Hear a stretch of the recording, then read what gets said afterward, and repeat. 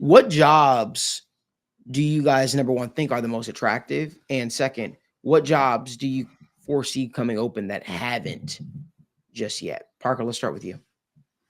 I want to get ahead of it and say I don't think the Bears job is attractive. I've seen a lot of Mm. people talking about Ben Johnson going to Chicago, and I think it's more if you believe in Caleb Williams, and that's an attractive job. But I think there's so much going on with that organization that I wonder. It's kind of like what we've talked about with the Bengals situation, where are you willing to deal with what they do over there, or do you agree with what Ryan Poles is doing over there? Is that something you want to kind of inject yourself into? Because I feel like they're in a weird stage of just their like the Chicago Bears feel like a perfect candidate for a transitional coach, where it's like, hey, let's get a guy in here for 3 to 5 years, and then we'll move off of him when Caleb's on his second deal, and we'll really get cooking with somebody once we kind of fix this team. But I think a team like Jacksonville would probably be my favorite destination that's opened up so far. I'm trying to just think really quickly, but I think of the likely candidates, that would be one. Obviously, if the Bengals head coaching position opens up, that's also very enticing with just the offensive firepower you have. You have to come in and know that you have a defense that you're going to have to work to fix, and hopefully get on the same page. And again, it's working with that front office. Do you want to come in and do you think you can work with those guys, or is this? But I think for me personally, right now, I'm saying I want to be. If I'm a head coach candidate, I want to be in Jacksonville next season. Mm. Mm. Yeah. No, I definitely think that that's the most, potentially attractive job. I mean, when you look at these other teams, I just don't know what attractive job is open that's not open now. Obviously, the Cowboys, is that realistic for Mike McCarthy to be gone? I don't think so. And then you look at these other teams, the other obvious spot besides the Bengals is the Miami Dolphins. That's one that a lot of people are saying, oh, McDaniel could be on the hot seat. They would have lost to the Jets, which they went to overtime this past week. People said that cause for McDaniel to be gone now.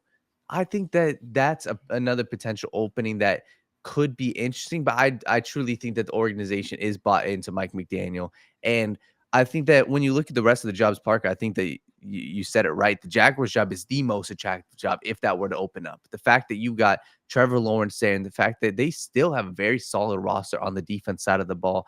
And it really seems like they just need a couple more pieces on the offensive trenches. You got Brian Thomas Jr., you got some weapons there. I think that that job is definitely attractive. And to be honest, Parker, I think like your conversation about the Bears, I don't know.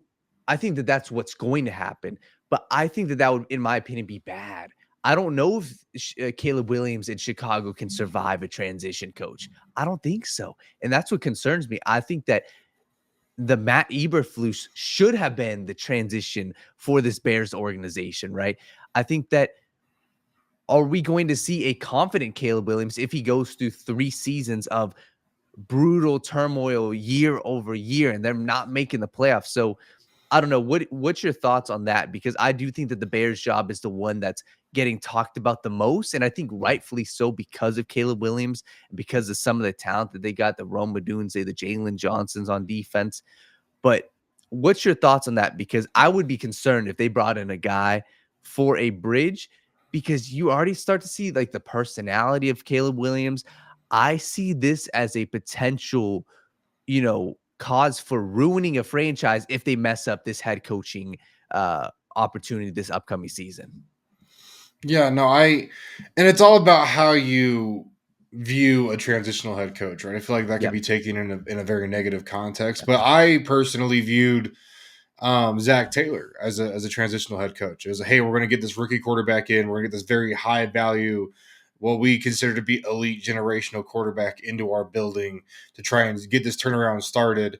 Let's bring in a head coach, and hey, if they click and they work out, we can keep them for the long run. If Yep. this ends up working out for us, then we can stick with this guy because obviously it's working. But I don't think there was ever, and I could be wrong. I'm not in the building. But if you bring a Zach Taylor in there, it's really just handcuffing it, saying, hey, if you can't get our star quarterback to work, we're not going to be able to work with you for an extended period of time. That's how you end up, accidentally making the Super Bowl, working your way into the AFC Championship game following that, but then kind of having this fall off that we've seen. I don't think you can pin everything on the head coach, but I think that's why you bring a guy like that in. You don't bring a guy like that in to reshape the direction of your organization. Your organization already knows where you're going.